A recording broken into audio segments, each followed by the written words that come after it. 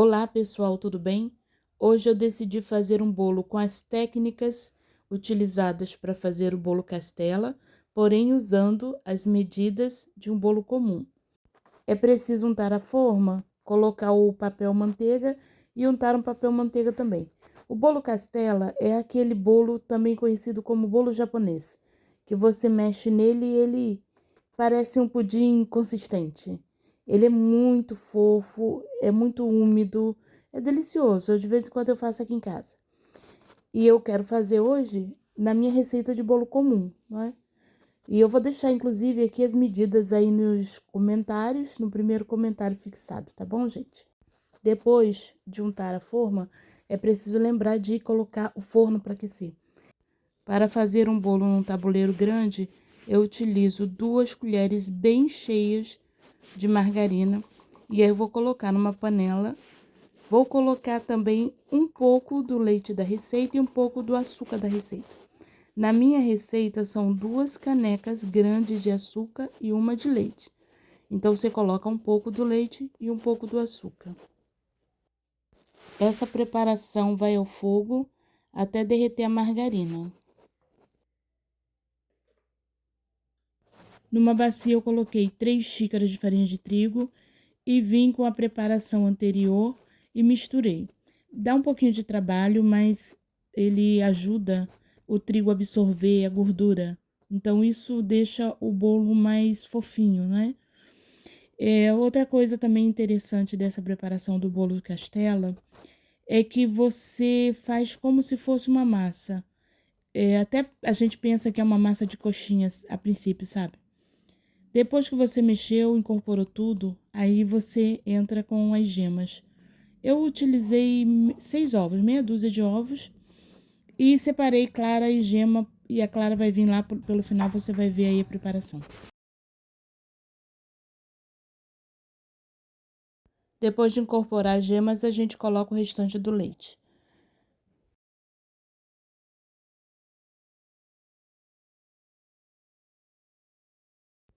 E a massa vai ficar bem molinha, um líquido bem molinho, como eu tô mostrando aí no vídeo.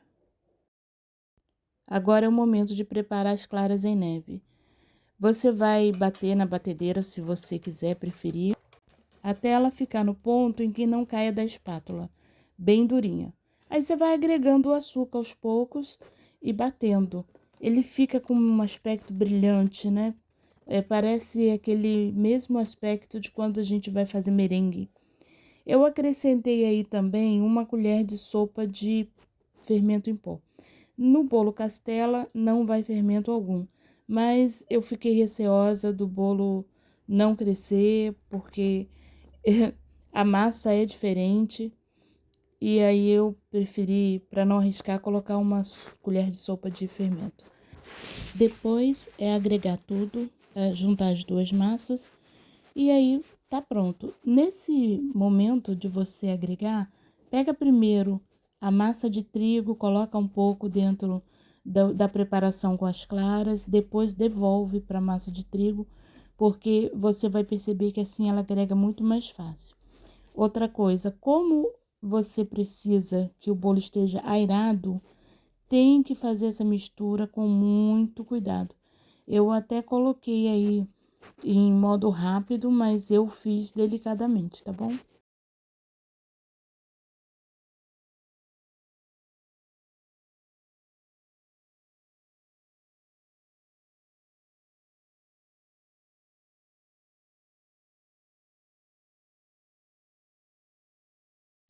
Para assar esse bolo, você precisa colocar ele em banho-maria.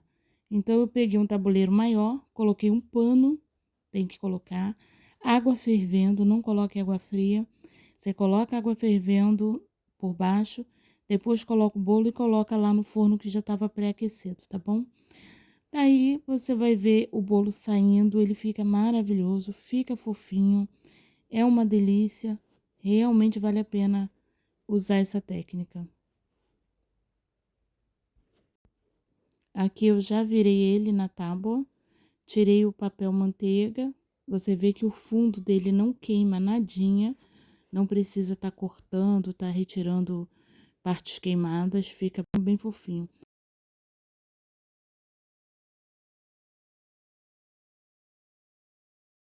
Para o recheio, eu misturei um saquinho de 100 gramas de coco em flocos com 2 latas de leite condensado cozidos por 15 minutos a partir da fervura. Pessoal, quero pedir para você deixar um like para mim, se você gostou. Se você não gostou, você também tem a opção de indicar aí o dedinho para baixo e dizer eu não gostei. Se você quiser deixar um comentário, uma sugestão, você também é muito bem-vindo e vai me ajudar muito no vídeo, tá bom, gente? Então me dá esse crédito aí se você puder. E se você não é inscrito, se inscreva no canal se você gosta de crochê, de vida, de casa. Coisas simples, é o que eu tenho para compartilhar com você. Então se inscreve no canal, vai ser um prazer receber você aqui, tá?